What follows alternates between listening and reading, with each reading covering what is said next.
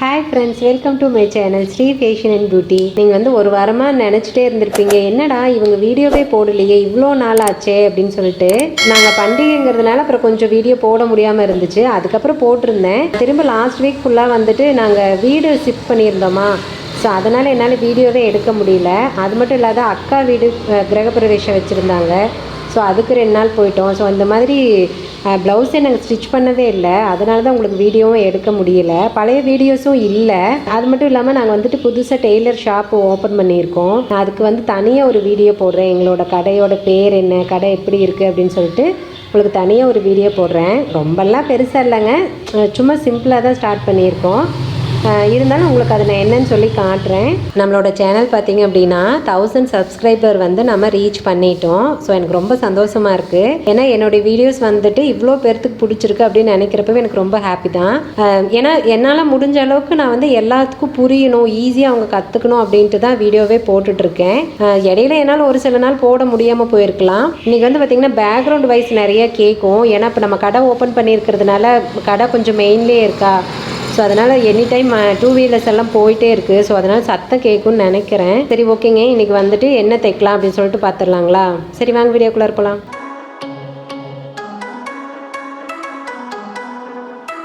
இன்றைக்கி வந்துட்டு நம்ம பட்டி தைக்கிறதான் பார்க்க போகிறோம். இன்றைக்கி கட்டிங் எதுவுமே கிடையாதுங்க, எல்லாமே ஸ்டிச்சிங் மட்டும்தான்.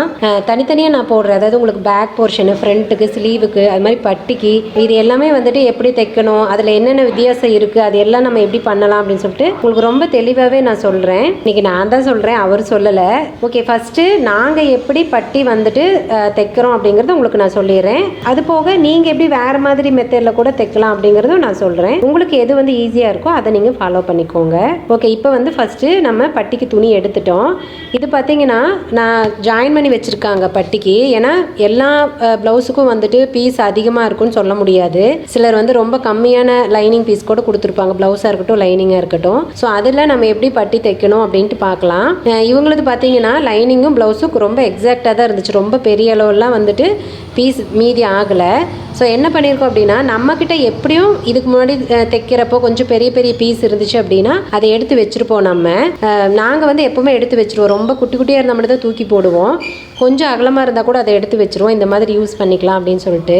இன்றைக்கி பார்த்தீங்கன்னா நான் வந்து இந்த ப்ளவுஸ் மேட்சாக கொஞ்சம் ஈக்குவலாக இருக்கிற மாதிரி தான் ஒரு கலர் எடுத்திருக்கேன். பாருங்கள், இது வந்து ப்ளவுஸு, இதுதான் லைனிங்கு. ஸோ என்ன பண்ணியிருக்கேன்னா இது கொஞ்சம் ஈக்குவலாக இருக்கிற மாதிரி, ரொம்ப எக்ஸாக்டாக கிடைக்காது கண்டிப்பாக. ஸோ கொஞ்சம் ஈக்குவலாக இருக்கிற மாதிரி இந்த பீஸ் எடுத்திருக்கேன்.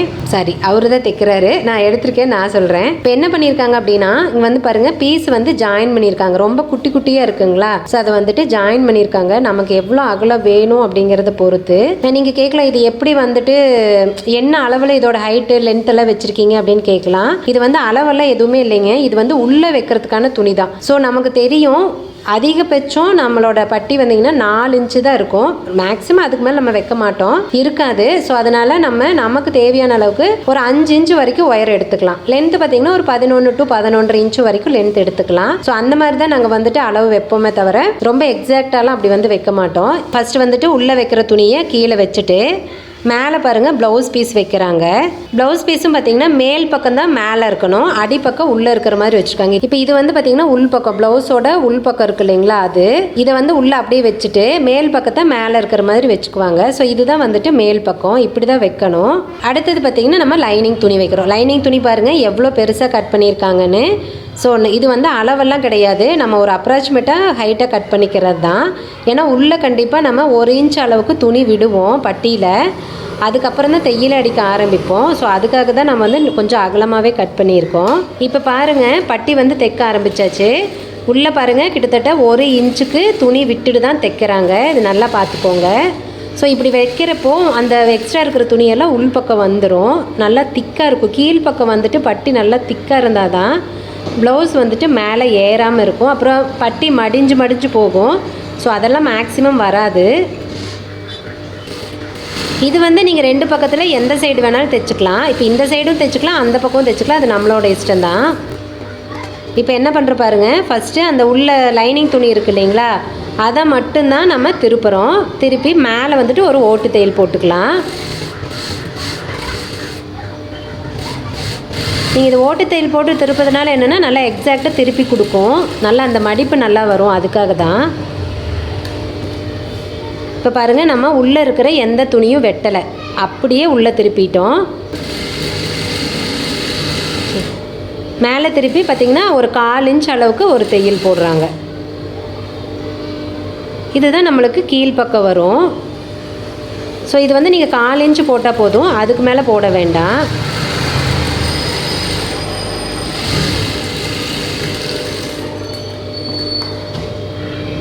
இப்போ வந்து கொஞ்சம் அந்த கிராஸ் பீஸ் எல்லாம் இருக்கும் இல்லைங்களா, அதை வந்துட்டு வெட்டிக்கலாம். பாருங்கள், அந்த 2 பக்கமே எக்ஸ்ட்ரா இருக்கிற பீஸ் வெட்டி விட்டுருவாங்க, ஏன்னா அது நமக்கு எப்படியும் தேவையில்ல.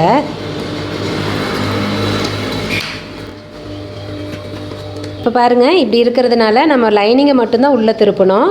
ஸோ ப்ளவுஸ் பீஸ் அப்படியே தான் இருக்குது. இப்போ அந்த மேல் பக்கம் அப்படியே தான் இருக்கும். அதனால் நீங்கள் இந்த மாதிரி வச்சு தைச்சிங்கன்னா பட்டி வந்துட்டு ரொம்ப ஈஸியாகவும் தைக்க முடியும். இப்போ வந்து நாங்கள் ஆல்ரெடி இருக்கிற ப்ளவுஸோட பட்டி அளவு தான் வைக்கிறோம். ஏன்னா இது நாங்கள் தைச்ச ப்ளவுஸ் தான். ஸோ ரெண்டுமே ஒரே அளவு தான் இருக்கும். அதனால் நாங்கள் ப்ளவுஸை வச்சே மார்க் பண்ணுறோம்.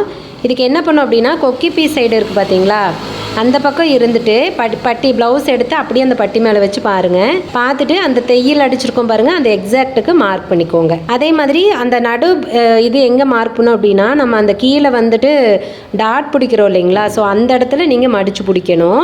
அடுத்தது நம்ம அந்த கடைசி எஜ்ஜுக்கு வச்சுட்டு இது வரைக்கும் நம்ம மார்க் பண்ணிக்கலாம். அதுக்கப்புறம் பாருங்கள், நம்ம தைக்கிறதுக்காக ஒரு 1/4 இன்ச் எக்ஸ்ட்ரா மார்க் பண்ணுறோம். ஏன்னா கட் பண்ணுறப்ப எக்ஸாக்ட் அளவு கட் பண்ணிடக்கூடாது. ஸோ தைக்கிறப்ப கம்மியாயிரும். அதனால் நீங்கள் மார்க் பண்ணுறப்பவே கொஞ்சம் சேர்த்து மார்க் பண்ணிக்கோங்க. இல்லை மார்க் பண்ணிவிட்டு 1/4 இன்ச் விட்டு கட் பண்ணுறதுனால பண்ணிக்கலாம், அது உங்கள் இஷ்டம் தான்.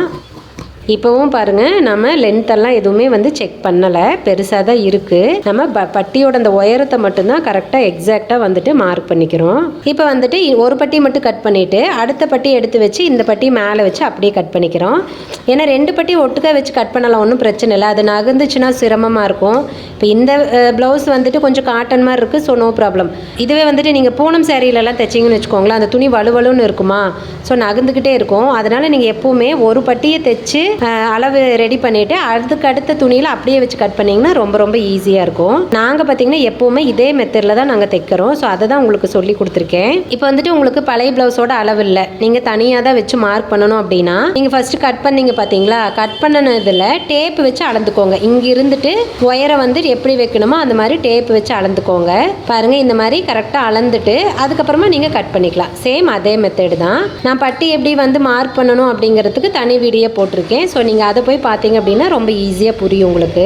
இப்போ பாருங்கள், பட்டிக்கு உள்ளார பாருங்கள் எவ்வளோ துணி இருக்குது பாருங்கள். அது வந்து உள்ளே நம்ம அந்த 1 இன்ச்சுக்கு தைச்சிருக்கோம் பாருங்கள், அதுதான் அந்த உள்ளே இருக்கிற துணி. ஸோ இப்படி இருந்தால் தான் பட்டி வந்து நல்லா திக்காக இருக்கும். ஸோ கண்டிப்பாக இந்த மாதிரி துணி வச்சு தைங்க. சும்மா வெறும் லைனிங்கும் ப்ளவுஸையும் மட்டும் வச்சு தைச்சிங்க அப்படின்னா கண்டிப்பாக திக்காக இருக்காது. கை தூக்குனாலும் மேலே ஏறும். அது மட்டும் இல்லாமல் பட்டி மடக்கிக்கிட்டே வந்துடும். ஸோ அதனால் இந்த மாதிரி எப்போவுமே தைங்க. உங்களுக்கு தைக்கிறதுக்கு சிரமமாக இருக்குன்னா நீங்கள் இந்த மாதிரி 1/4 இன்ச்சுக்கு விட்டுட்டு நீங்கள் மார்க் பண்ணிக்கலாம். ஏன்னா நம்ம இந்த அளவு தான் மேலே கட் பண்ணி விட்டுருப்போம். ஸோ அதனால் நீங்கள் இப்படி கூட மார்க் பண்ணிக்கலாம், தைக்கிறதுக்கு ஈஸியாக தான் இருக்கும். ஸோ அவ்வளோதாங்க, பட்டி தைக்கிறது ரொம்ப ரொம்ப சிம்பிள் தான். கண்டிப்பாக இந்த வீடியோவில் உங்களுக்கு பட்டி தைக்கிறது எப்படின்ட்டு ஃபுல் டவுட்டும் கிளியர் ஆயிருக்கும்னு நினைக்கிறேன். ஏன்னா இதுக்கு முன்னாடி நான் கட் பண்ணுறது தான் தெளிவாக போட்டிருந்தேன். ஸோ தைக்கிறது வந்து அவ்வளோ தெளிவாக சொல்லாமல் தான் இருந்தோம். ஸோ அதனால தான் இன்றைக்கி வந்துட்டு இதுக்குன்னே தனி வீடியோ போட்டிருக்கேன். ஸோ நீங்கள் இந்த வீடியோ பார்த்துட்டு உங்களுக்கும் இதே மெத்தட் வந்துட்டு ரொம்ப ஈஸியாக இருக்குன்னு நீங்கள் நினச்சிங்க அப்படின்னா நீங்களும் இதே மாதிரி ஃபாலோ பண்ணுங்கள். ஓகே ஃப்ரெண்ட்ஸ், கண்டிப்பாக இன்றைக்கி வீடியோ வந்துட்டு உங்களுக்கு ஹெல்ப்ஃபுல்லாக இருக்கும்னு நினைக்கிறேன். இந்த வீடியோ பிடிச்சிருந்துச்சுன்னா வீடியோ லைக் பண்ணுங்கள், உங்கள் ஃப்ரெண்ட்ஸ்க்குலாம் ஷேர் பண்ணுங்கள். உங்களோட கமெண்ட்ஸ் எதுவாக இருந்தாலும் கமெண்ட் பாக்ஸில் தெரிவிங்க. என்னோட வீடியோஸ் எல்லாம் உங்களுக்கு ரொம்ப பிடிச்சிருந்துச்சுன்னா, என்னோட வீடியோஸ் பார்த்து நீங்கள் நிறைய விஷயம் கற்றுக்கணும்னு ஆசைப்பட்டீங்க அப்படின்னா ஃபஸ்ட்டு சேனலை சப்ஸ்கிரைப் பண்ணிக்கோங்க. ஓகே ஃப்ரெண்ட்ஸ், இந்த வீடியோ இதோட முடியுது. நான் இன்னொரு வீடியோவில் உங்களை மீட் பண்ணுறேன். பாய், தேங்க்யூ.